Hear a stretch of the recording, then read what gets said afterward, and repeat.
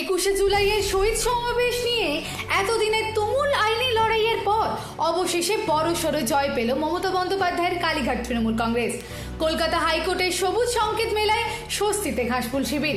তবে এই অনুমতি কিন্তু একেবারেই সহজে মেলেনি।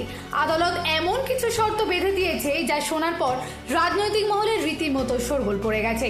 তবে সব থেকে বড় বিষয়, এবারের 21শে জুলাই বাংলার রাজনীতির প্রেক্ষাপটকে পুরোপুরি বদলে দিয়েছে। কারণ বাংলায় এখন আর একটা তৃণমূল নেই। তৃণমূল এখন কার্যত দুই শিবিরে বিভক্ত। একদিকে ঋতব্রত শিবির আর অন্যদিকে মমতা বন্দ্যোপাধ্যায়ের আসল কালীঘাট শিবির। যদিও ঋতব্রত শিবিরের তৃণমূল কিন্তু অনেক আগেই ধর্মতলার গান্ধী মূর্তির পাদদেশে সভা করার সরকারি পারমিশন পেয়ে গিয়েছিল, কিন্তু জটিলতা তৈরি হয়েছিল কালীঘাট শিবিরকে নিয়ে। তারা চিরাচরিত নিয়ম মেনে ভিক্টোরিয়া হাউসের সামনে অনুমতি চেয়েছিল, কিন্তু পুলিশ তা নাকচ করে দেয়। এরপরেই জল গড়ায় হাইকোর্ট পর্যন্ত। এদিন আদালতে এই মামলার শুনানির সময় রীতিমতো তরজা চলে। রাজ্যের অ্যাডভোকেট জেনারেল সুরজিৎ নাথ মিত্র রীতিমতো আপত্তি তুলে বলেন, বিড়লা তারামণ্ডলের সামনে হাসপাতাল আর স্কুল কলেজ আছে, তাই ওখানে সভা করা যাবে না। অন্যদিকে কালীঘাট তৃণমূলের পক্ষের প্রবীণ আইনজীবী কল্যাণ বন্দ্যোপাধ্যায় পাল্টা ক্ষোভ উগরে দিয়ে বলেন, তাদের ইচ্ছাকৃতভাবে পারমিশন দেওয়া হচ্ছিল না, অথচ ঋতব্রতের দলকে ঠিকই অনুমতি দেওয়া হয়েছে। সব পক্ষের সওয়াল জবাব শোনার পর বিচারপতি সৌগত ভট্টাচার্যের একক বেঞ্চ অবশেষে এই বিষয়ে স্পষ্ট নির্দেশ দিয়েছেন, এবার কালীঘাট তৃণমূলকে শহীদ সমাবেশ করতে হবে বিড়লা তারামণ্ডলের সামনে।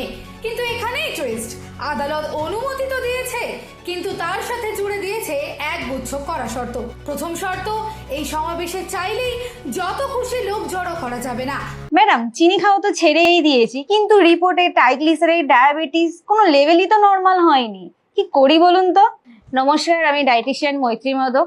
দীর্ঘদিন ধরে এক্সেস সুগার বা অতিরিক্ত চিনি ইনটেক করলে আমাদের ইনফ্লামেশন, ইনসুলিন রেজিস্ট্যান্ট এবং ব্লাড প্রেশার বেড়ে যেতে পারে, যার ফলে ট্রাইগ্লিসারাইড লেভেল বেড়ে যেতে পারে এবং এইচডিএল লেভেল কমে যেতে পারে, যেটা আমাদের হার্ট রিলেটেড অনেক সমস্যার ঝুঁকিটাকে বাড়িয়ে দেয়। চিনি ইগনোর করা মানেই সব সমস্যার সমাধান হয়ে যাচ্ছে, সেটা কিন্তু একদমই নয়। ভিজিবলি আমরা হয়তো রান্নায় চিনি দেওয়াটা বন্ধ করে দিয়েছি বা সকালবেলার চায়ে চিনি খাওয়াটা বন্ধ করে দিয়েছি, কিন্তু বিকেলের স্ন্যাক্স আইটেমে আমাদের cake, pastry, chocolate, candy, ice cream আমরা খেয়ে চলেছি, যেগুলোর মধ্যে হিডেন সুগার রয়েছে, যেটা আমাদের ট্রাইগ্লিসারাইড লেভেল বাড়িয়ে দেয়। তার সাথে আমাদের ডায়াবেটিস ও হার্ট রিলেটেড অনেক সমস্যার ঝুঁকিটাকে বাড়িয়ে দেয়। হার্ট বা কার্ডিয়াক ইস্যু থাকলে নিউট্রিশনের পাশাপাশি প্রপার মেডিকেল গাইডেন্স সমানভাবে গুরুত্বপূর্ণ। আমাদের ভিভাসিটি মাল্টি স্পেশালিটি হসপিটালে রয়েছে অভিজ্ঞ কার্ডিওলজি টিম। যদি হার্ট রিলেটেড কোনো সমস্যা দেখা দেয়, আপনারা আজই যোগাযোগ করুন। নমস্কার।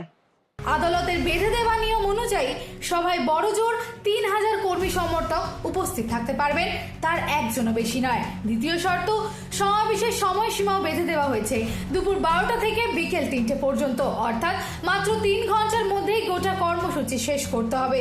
এর বাইরে 1 মিনিটও বাড়তি সময় পাওয়া যাবে না। আর তৃতীয় আর সব থেকে বড় শর্ত, সবার চক্করে রাস্তা বন্ধ করা চলবে না। বিড়লা প্ল্যানেটোরিয়ামের সামনের রাস্তার একটা দিক পুরোপুরি ফাঁকা রাখতে হবে, যাতে সাধারণ মানুষ এবং যানবাহন কোনো বাধা ছাড়াই যাতায়াত করতে পারে। আর যদি কোনো রকম আইন শৃঙ্খলার অবনতি হয় কিংবা যান চলাচলে বিঘ্ন ঘটে, তবে তার পুরো দায় নিতে হবে আয়োজকদেরই।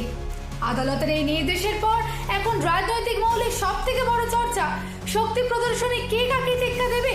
একই দিনে একই শহরে মুখোমুখি তৃণমূলের দুই শিবির, কার সভায় বেশি ভিড় হবে, ঋতব্রত না মমতা? কোন শিবিরের পাল্লা ভারী থাকবে, তার উত্তর মিলবে আর মাত্র কয়েকটা দিন পরে। গোটা পরিস্থিতির ওপর আমাদের নজর থাকবে। দেখা যাক 21শে জুলাই বাংলার রাজনীতিতে নতুন কি মোড় আসে। দিশা দাসের report, headlines, Kolkata. Ma, there's this new Bengali matrimonial website, BABandhan.in. It's safe, verified, and just for us. Really? देर न करें, आज ही रजिस्टर करें।